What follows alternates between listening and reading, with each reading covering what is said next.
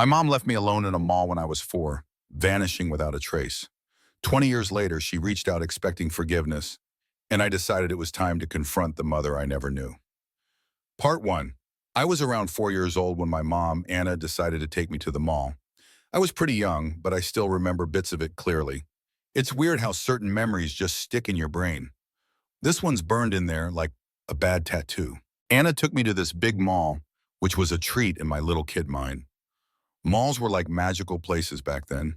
Bright lights, tons of people, and those huge fountains with coins everywhere. I thought it was going to be a fun day out with her. Little did I know that was the last thing on her mind.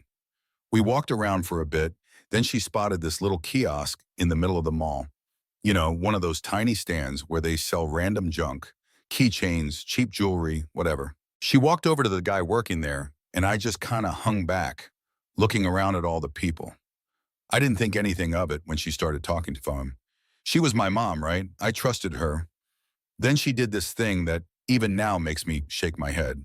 She leaned down to my level, looked me right in the eyes and said, "I need you to stay here for just a minute, all right? I'm just going to the bathroom. I'll be back before you know it." I mean, I was 4. What was I going to say, no? I nodded and sat down on this little stool by the kiosk. The guy working there looked a bit surprised, but didn't really ask questions. I'm guessing he thought she'd be right back too. So there I was, just waiting. At first, I was looking around, totally unaware that this minute was going to turn into something way longer. I remember watching people walk by, holding shopping bags, laughing, talking whatever. Time passes slowly for a kid, but even at that age, I could tell it was taking a little too long.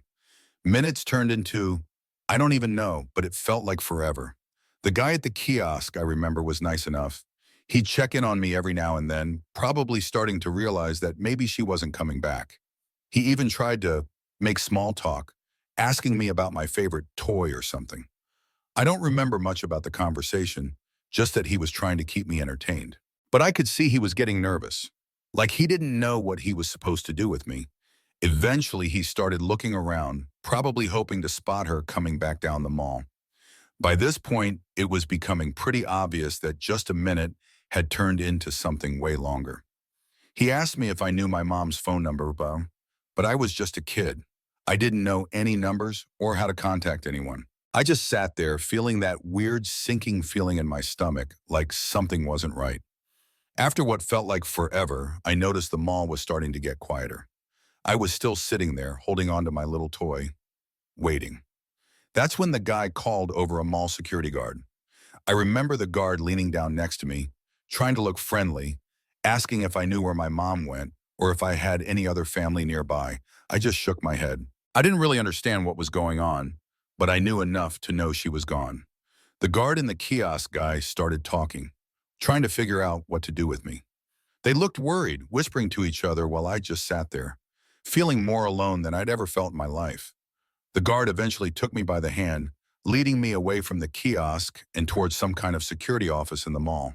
The security office was this tiny cold room with bright lights and a weird smell. They gave me a snack and a juice box, trying to keep me calm, telling me they were going to find my mom. But I could tell they didn't believe their own words. They kept glancing at each other, probably thinking she wasn't coming back. I don't remember crying, even though I felt like I should have been. I just sat there, sipping on the juice, feeling numb. It's weird. At that age, I probably couldn't put it into words, but deep down, I knew this was a big deal. I didn't know where she went, but I knew that this wasn't normal. Kids aren't supposed to get left behind in the middle of the mall. After a while, some social workers showed up. They started asking me questions, simple stuff like my name, if I knew where I lived, if I had other family. I didn't have many answers for them. All I knew was my grandparents' house, the one place that felt safe. So I told them about my grandparents, and they eventually contacted them. When my grandparents showed up, they looked as if they'd been through hell. My grandma had this pale, worried look on her face, like she'd aged 10 years since I'd last seen her. She didn't say much to the social workers. She just grabbed me in this tight hug, holding me like she was afraid I'd disappear too. My grandpa, on the other hand, was talking to the social workers, asking what the hell had happened, probably wondering how his daughter could leave her kid like that. Looking back, I can see now that this was the breaking point for them. They'd been dealing with Anna's behavior for years, always hoping she'd grow up and take responsibility. But leaving me in a mall with some random guy was too much, even for them. They took me home, and from that point on, it was clear that they weren't going to let her keep doing this to me. They took control, made sure I was safe, and gave me a real home, one where I didn't have to wonder if I'd get left behind again. That mall memory is like a scar that doesn't fade. The waiting, the quiet panic, the pitying looks from strangers. It's all burned into my head. It's a weird feeling, knowing your own mom could just walk away like that. Like I was nothing more than an inconvenience. I don't think I fully understood it back then, but even as a kid, part of me knew that was the moment everything changed. After that whole mall incident, everything changed. My grandparents and my aunt stepped in completely, like some line had been crossed that there was no coming back from. I was still too young to understand the full scope of what happened, but I could feel the difference. Suddenly, my life had a lot more stability, and I didn't have to keep wondering when Anna would show up or if she'd leave me somewhere again. My aunt, who I ended up calling Mom, took over as my full-time parent. To her, it wasn't even a question. She just stepped in and did what had to be done. She adopted me not long after the day at the mall, and from then on, I was officially her son. I still saw my grandparents all the time, and they were more like extra parents than anything else. They made sure I knew I was loved, safe, and not going anywhere. Growing up, I didn't really know any different. I thought this was my family, the people who were there for me, my mom and grandparents. There was no more talk about Anna, and honestly, she was just a faded memory after a while. I had a mom, my aunt, and she did a better job raising me than Anna ever could have. She made sure I went to school, that I had friends, hobbies, the usual kid stuff. I was always a pretty quiet kid, shy too. I guess that's to be expected when you've been through what I went through. But my new mom, the real mom as far as I'm concerned, did everything she could to bring me out of my shell. She enrolled me in after-school clubs, took me to soccer games, went to every single parent-teacher meeting. She put in the work. She made it her mission to show me what a real family was supposed to look like. And my grandparents were always there too. They'd tell me stories, teach me things about their lives, even show me old photo albums of when they were young. It was like they wanted me to know that I had history, roots.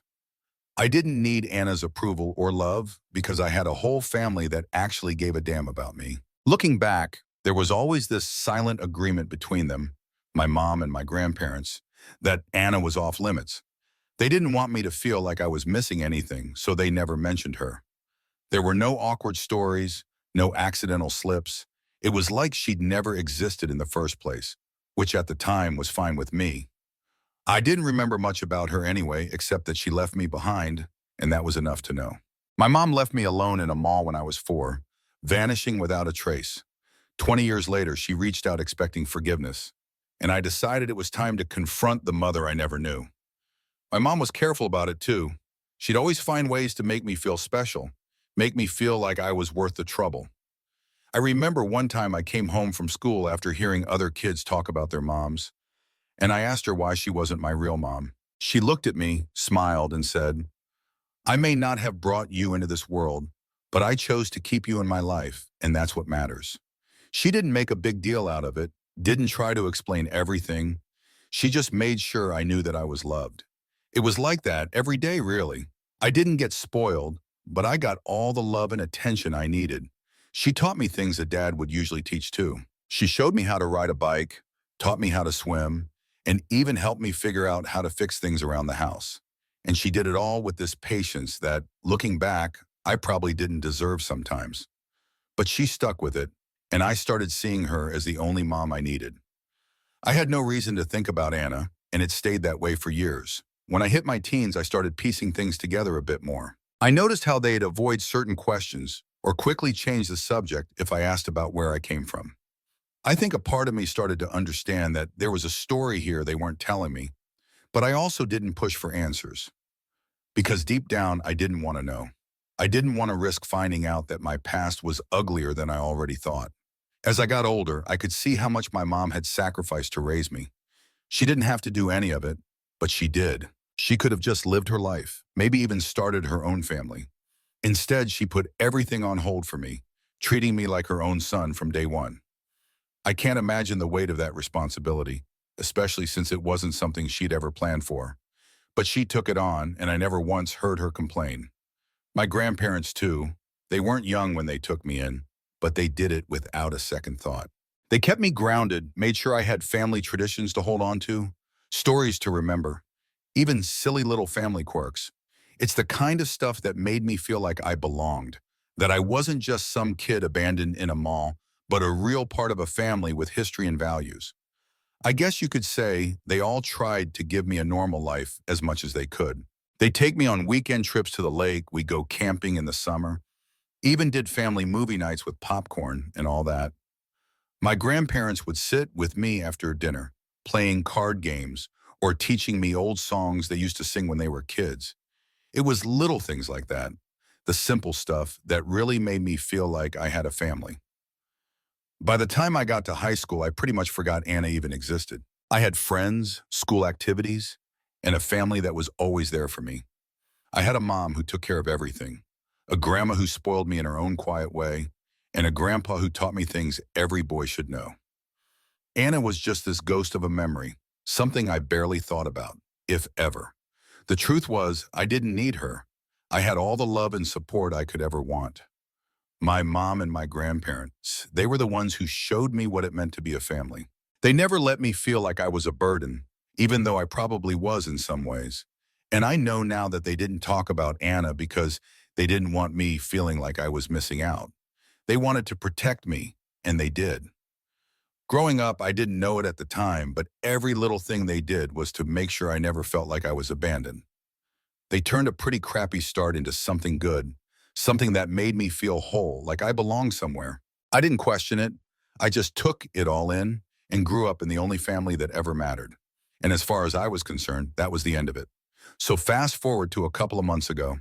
I'm 25 now, got my life together, and honestly hadn't thought about Anna in years. She was nothing more than a blurry memory in the back of my mind until one day out of nowhere I get a Facebook message. I open it and bam, there it is. A message from Anna herself. It was strange. She starts off with this whole, hey, I know this is sudden, and then drops the big reveal like I'm supposed to be blown away by it. She goes on to explain that she's my biological mother. She used those exact words, and says she's reaching out because she wants to explain everything. It was weird reading her message, like after all these years, she suddenly thinks I'd be interested in what she has to say. I couldn't even believe it was real at first. She tells me she's doing well now, that she's married, has a nice house, 2 daughters, and a good job. I remember feeling this kind of disbelief reading how casually she described her new life, as if she wasn't the same woman who left me in a mall kiosk when I was a kid. And the part that got me, she mentioned that her husband doesn't even know I exist. Yep, she's been married all this time and kept me a secret from her new family. It was like she was still ashamed of me, just keeping me out of sight and out of mind. Then she says she wants to meet up, but not at her house. She didn't want her husband to find out about me yet, which honestly made my blood boil a little. So she just expected me to meet her in some neutral spot, keep it on the down low, pretend like it's no big deal. I could feel the nerve behind every word she wrote. For a couple of days, I didn't even respond. I talked to my mom, the real mom, my aunt who raised me, about it, and she just said it was my decision, but that she'd support whatever I chose. My grandparents, they didn't have much to say either, just told me to be careful, like they could sense this wouldn't end well. After a lot of back and forth in my head, I finally replied. I agreed to meet her, mostly because I was curious, maybe even wanted a bit of closure. I told her to pick a spot, and she chose a coffee shop. I'm guessing she wanted something public in case I freaked out or made a scene. The whole thing felt so calculated, like she'd really thought it through every detail of how she'd keep her new life separate from this one meeting with me. My mom left me alone in a mall when I was 4, vanishing without a trace. 20 years later, she reached out expecting forgiveness, and I decided it was time to confront the mother I never knew. The day of the meetup, I was nervous but also kind of numb. I didn't know what to expect from her. I walked into that coffee shop, and there she was, sitting by the window with this awkward smile on her face. She looked older, sure, but still had this smug confidence about her, like she was in control. It didn't feel like I was meeting a mom I hadn't seen in years. It felt more like I was meeting a stranger. She stood up, tried to give me a hug, but I kept it distant, just nodded and sat down. I think she sensed I wasn't thrilled, but she pushed on anyway. She started off with all the usual small talk, acting like this was just a normal reunion. I could tell she was testing the waters, maybe hoping I'd open up first, but I didn't give her anything. Then she says, "I'm so proud of you." And I swear something snapped in me right there. Proud? Proud of what exactly? For surviving without her? For building a life she wasn't a part of? It felt fake, like she just said it to make herself feel better. The whole conversation felt like she was playing a part, like she wanted to come off as the caring mom who made a tough decision, but it didn't sit right with me. I could see through it plain as day. This wasn't about reconnecting with me. It was about her trying to feel better about herself. As I sat there watching her spin this story, I started realizing I didn't need any of this. I didn't need her explanations, her closure, or her approval. She was just a stranger to me. And the family I already had, the people who had actually been there, were all I needed. Sitting across from Anna in that coffee shop was one of the strangest experiences of my life. Here she was, this woman who ditched me when I was 4, acting like she had some kind of right to reconnect now. She kept smiling, like she thought everything was fine, like we were two old friends just catching up. But I didn't feel like smiling. I felt like asking her where the hell she'd been my whole life. She started talking, trying to sound like she cared, saying she was so proud of what I'd done with my life. And honestly, that just made me mad. How could she be proud of me when she hadn't been around for a single part of it? She didn't know anything about me, what I'd been through, or how hard my mom, the real mom who raised me, worked to make sure I had a good life. When she kept going, talking about how happy she was that I turned out well, it started to feel like she was trying to pat herself on the back, as if she'd played some part in my life going right. Like, no, Anna, you weren't there for any of it, and you sure as hell didn't help make me the person I am today. But I sat there trying to keep my cool because I didn't want to give her the satisfaction of thinking she'd gotten to me. Eventually, I couldn't take it anymore. I interrupted her, told her straight up that I didn't need her to tell me she was proud of me. I told her that she wasn't a part of my life, that she hadn't been for over 20 years, and she didn't get to waltz in now and act like she'd been this supportive, caring parent. She looked shocked, like she genuinely hadn't expected me to say that. She tried to defend herself, saying things had been complicated when she was young, that she'd made some mistakes, but that she'd changed. She kept saying it like it was supposed to mean something, like I was supposed to forgive her just because she'd gotten her life together now. I told her point blank that none of it mattered to me. I said, "You left me, Anna. You didn't show up when it counted, and now you have this whole new life with a husband and 2 daughters who probably think you're the perfect mom, but you're a stranger to me." I could see the hurt in her eyes, and maybe if I was a softer person, I'd have felt bad, but I didn't. She made her choices a long time ago, and I was just a consequence she didn't want to deal with. When I mentioned her other family, that's when she really started to crack. She looked down, mumbled something about how her husband didn't know about me yet, that she hadn't figured out how to tell him. I just stared at her, letting that sink in for both of us. She didn't even have the guts to tell her own husband that she had another child. She wanted me to call her mom, but she couldn't even tell her own family I existed. That was it for me. I told her, "Look, if you're here because you need some kind of forgiveness or to feel better about what you did, I'm not the one who's going to give that to you. Focus on your 2 kids, the ones you actually showed up for, because I'm done. I don't need your pity, your approval, or whatever you think you're offering. I have a family, one that never gave up on me." She started to cry right there in the coffee shop, and for a second I almost felt something. But then I remembered all those years I'd spent wondering why she wasn't around, and it hardened me right back up. I didn't owe her a thing. She'd made her bed, and it was her mess to lie in. I stood up, told her goodbye, and walked out without looking back. As I stepped out of that coffee shop, I felt lighter, like I'd left a burden behind that I didn't even realize I was carrying. Whatever closure she thought she was giving me, she'd been 20 years too late. I thought I'd feel some kind of relief, and in a way, I did. It was like closing the door on a part of my life that had always been lurking in the shadows. But it wasn't as simple as just letting it go. The whole thing kept nagging at me, especially when I started telling friends and family about what happened. Everyone had an opinion. Most people close to me, especially my mom, the real one who raised me, were supportive. They said I did what I needed to do, that I didn't owe Anna anything. My mom just gave me this knowing look when I told her, nodded, and said, "You did right." She knew what I'd gone through and never once tried to force me to feel something I didn't. She just let me be, and honestly, that's all I'd ever needed from a mom, someone who actually cared about me without any strings attached. But some people didn't see it that way. My cousin, for instance, was pretty blunt about thinking I'd been harsh. She told me that no parent ever wants to hear their kids say they don't care about them. She kept saying people make mistakes, and maybe Anna really has changed. She's probably lived with regret for years, and you just threw that back in her face. That part stung a bit. I won't lie, there was a tiny voice in the back of my head, wondering if I'd been too cold, too dismissive. But then I'd think back to my actual life, the one Anna chose to have no part of. If she had any regrets, she had 20 years to act on them, 20 years to reach out, 20 years to even show up once.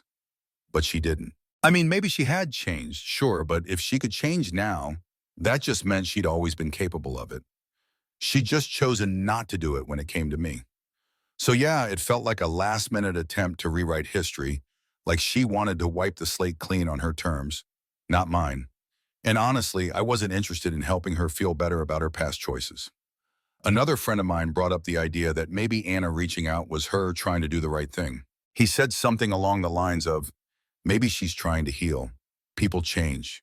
You're successful now. You've got a family who loves you. So maybe this is a chance to forgive and move on. I could see where he was coming from, but I don't think he understood the depth of what it felt like to be abandoned. It's easy to say people change when you haven't been left behind by one of those people. But here's the thing, I've moved on. I've built a life without Anna in it, and I've got people around me who are actually there for me. My mom, my grandparents, they showed up when it counted. They didn't drop me off at a mall kiosk and disappear. They didn't just come back when it was convenient or when they felt ready to make amends. They were there from day one, and they never left. So yeah, I've heard people say I was harsh, that I didn't give Anna a fair chance, or that maybe I'll regret it someday. But the truth is, I don't feel any guilt. I did what I had to do to protect myself. And if Anna really wanted a relationship, she should have thought about that before 20 years went by. I was a kid left behind in a mall. She was an adult making choices. It's not my job to forgive her just because she decided she wants to feel better now. In the end, I'm at peace with my decision. Anna may have changed, but that doesn't erase the past. And if that means I'm the a-hole for not letting her back in, so be it. I'd rather be that than pretend everything's fine when it's not. After everything, I'm grateful for the people who were there from the start. I don't need Anna's validation or her approval. I've got a family who loves me, who never once made me feel like I was less than. That's all I need, and that's more than she ever gave me.